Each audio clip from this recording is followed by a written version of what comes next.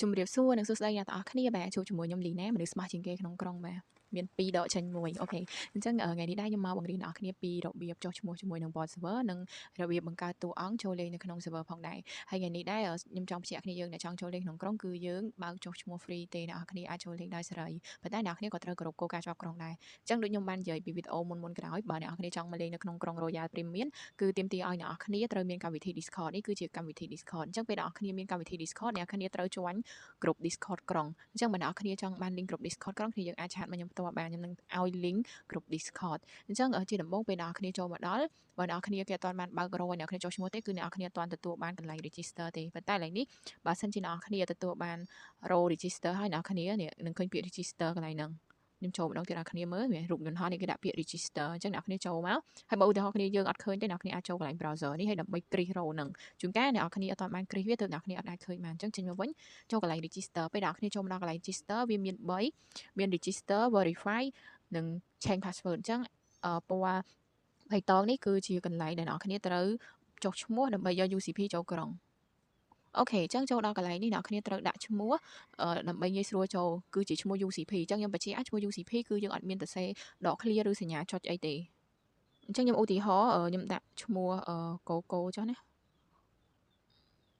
UCP ខ្ញុំកូកូអញ្ចឹងអ្នកគ្នាត្រូវដាក់អក្សរចាប់ពី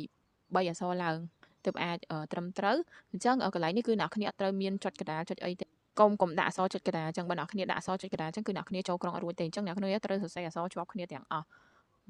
់អ្នកគ្នានេះ3អក្សរឡើងអញ្ចឹងកូកូចេះទៅឧទាហរណ៍អញ្ចឹងពេលអ្នកគ្នាសរសេររួចដល់អ្នកគ្នា submit នៅខាងក្រោមនេះម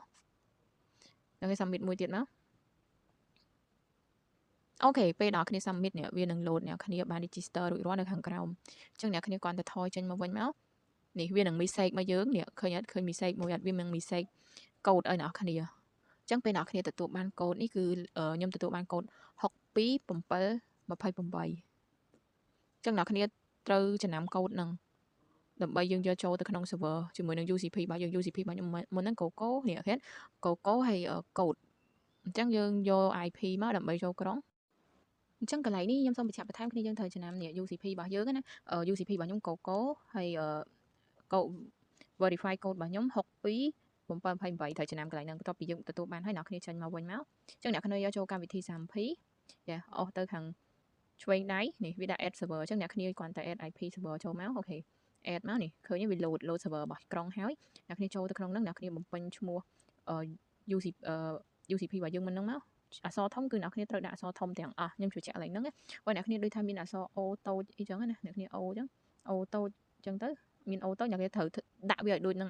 ងអា UCP របស់យើងនេះខ្ញុំឧទាហរណ៍ឡើងហ្នឹងមិញ bot យើងហ្នឹង UCP យើងអក្សរធំគឺធំទាំងអស់អត់មានដាក់អក្សរតូចអក្សរធំឯ UCP មិនគឺដាក់អញ្ចឹងខ្ញុំទៅសេមកកូកូអូខេអញ្ចឹងអ្នកគ្នា play ទៅយើង play ទៅយើងចូលទៅក្នុង server ហើយអូខេយើងកំពុងតែដំណើរការចូលទៅក្នុងហ្នឹងហើយអញ្ចឹងអ្នកគ្នាត្រូវធ្វើការរងចាំបន្តិចសិនទៅដើម្បីវា load កន្លែងបំពេញកូដនេះគឺ verify code អញ្ចឹងអ្នកគ្នាត្រូវចំណាំអាកូដមុនហ្នឹងដែលវាផ្ញើជាមួយ UCP ហើយនឹងកូដអញ្ចឹងកូដរបស់ខ្ញុំមុនហ្នឹងគឺ62 728បើអ្នកគ្នាដាក់ខុសគឺអ្នកគ្នាចូលរួចទេអញ្ចឹងពេលអ្នកគ្នាដាក់ហើយវានឹងឲ្យអ្នកគ្នាបំពេញ password អញ្ចឹង password កន្លែងនេះអ្នកគ្នាចង់ដាក់មិនដាក់ទៅប៉ុន្តែត្រូវកត់ចំណាំខ្លួនឯងដែរថា password អីគេខ្លះត្រូវចំណាំកន្លែងហ្នឹងឥឡូវខ្ញុំចង់បញ្ជាក់កន្លែងហ្នឹងថាកូដហ្នឹងគឺអ្នកគ្នាដាក់7ខ្ទង់ឡើងទើបបានអ្នកគ្នាចូលបានអញ្ចឹងខ្ញុំដាក់កូដរបស់ខ្ញុំសិនអូខេខ្ញុំបានដាក់បំពេញកូដរបស់ខ្ញុំរួចរាល់ហើយតែកន្លែងកូដហ្នឹងអ្នកគ្នាត្រូវចាំថាកុំឲ្យអ្នកផ្សេងស្គាល់អក្សរយើងត្រូវដាក់ចំណាំរបស់យើងខ្លួនឯងអញ្ចឹងកូដគឺយើងដាក់7ខ្ទង់ឡើងខ្ញុំបញ្ជាក់កន្លែងហ្នឹងបន្ថែមណា7ខ្ទង់ឡើងទើបអ្នកគ្នាអាចចូលបានអញ្ចឹងយើងដាក់ register មកអូខេយើងចូលបាននេះអញ្ចឹងពេលអ្នកគ្នាដាក់ password រួចរាល់អ្នកគ្នានឹងចូលមកដល់កន្លែង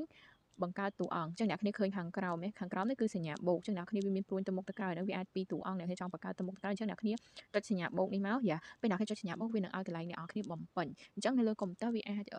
ធំស្រួលមើលអញ្ចឹងអានេះខ្ញុំបរិញ្ញាអ្នកគ្នាទៅលើទូរស័ព្ទទេអញ្ចឹងខាងលើនេះគឺ first name អញ្ចឹងមានន័យថាហ្នឹងគឺនាមតកោរបស់អ្នកគ្នាអញ្ចឹងអ្នកគ្នាចង់ដាក់តកោលេខគេដែរឥឡូវខ្ញុំដាក់តកោម៉ាចង់ដាក់ម៉ាធំណាខ្ញុំអូខេខ្ញុំរៀប start ឃើញលើម៉ាទី2កន្លងទី2គឺឈ្មោះរបស់យើងអញ្ចឹងខ្ញុំដាក់កោខ្ញុំដាក់ម៉ាកោអញ្ចឹងតកោខ្ញុំម៉ាឈ្មោះខ្ញុំកោអូខេ start រួចរាល់អញ្ចឹងចូលដល់កន្លងទី3កន្លងទី3នេះគឺកន្លែងរើសភេទអ្នកគ្នាស្រីដាក់ស្រីប្រុសដាក់ប្រុសអញ្ចឹងខាងលើភេទប្រុសខាងក្រោមភេទស្រីអញ្ចឹងខ្ញុំចង់បញ្ជាក់ថាបើអ្នកគ្នារើសភេទខុសពេលអ្នកគ្នារើសខ្លួនប្រុសទៅរើសភេទស្រីក្រឹតតអ្នកគ្នាច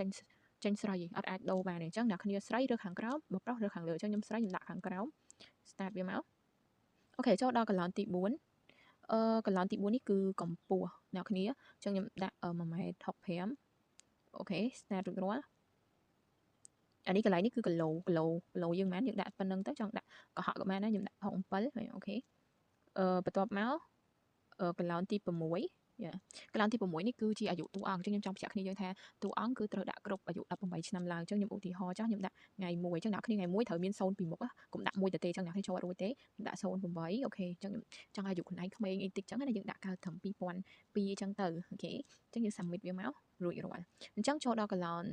ទី7កន្លងទី7នេះគឺជាកន្លែងអ្នកគ្នារើសកន្លែងកើតអ្នកគ្នាចង់រើសមួយណាក៏បានដែរឆ្លាញ់តាមបេះដូងអញ្ចឹង start មួយមករួចរាល់អញ្ចឹងអ្នកគ្នារើសអាខាងក្រោមគេមកអស់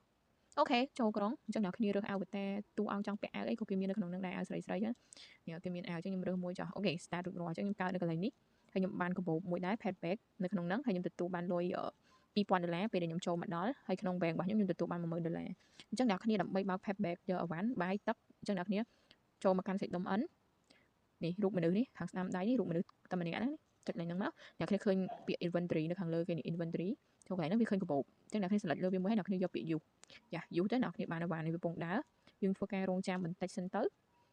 អូខេរួចរាល់អញ្ចឹងយើងចូលមកដល់យើងបានទូរស័ព្ទបាយទឹកហើយនឹងអត្តញ្ញាណប័ណ្ណបើពីមុនអ្នកគ្នាត្រូវទៅយកអត្តញ្ញាណប័ណ្ណទៅអត់តែលើមិនបាច់ទេវាមានអត្តញ្ញាណប័ណ្ណឲ្យយើងស្រាប់អញ្ចឹងយើងចូលទៅមើលនៅ inventory របស់យើងមុនហ្នឹងនេះមានអត្តញ្ញាណប័ណ្ណមានបាយមានទឹកមានទូរស័ព្ទអញ្ចឹងអ្នកគ្នាអាចប្រើការឲ្យយើងអាចផ្លាស់ប្ដូរទីតាំងវាបាន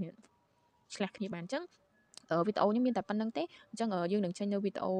មួយទៀតតទៅនឹងរបៀបធ្វើការអញ្ចឹងជួបខ្ញុំនៅវីដេអូក្រោយហើយអរគុណសម្រាប់គ្នាយើងដែលស្រឡាញ់ចូលចិត្តនឹងគាំទ្រមកកាន់ក្រុង Royal Premium សង្ឃឹមថាអ្នកគ្នាចូលលេងដោយសប្បាយរីករាយហើយនឹងគោរពច្បាប់ក្រុងដូចគ្នាអញ្ចឹងវីដេអូខ្ញុំមានតែប៉ុណ្្នឹងទេអរគុណច្រើនជូនពរគ្នាយើងសំណាងល្អសុខភាពល្អបាយបាយ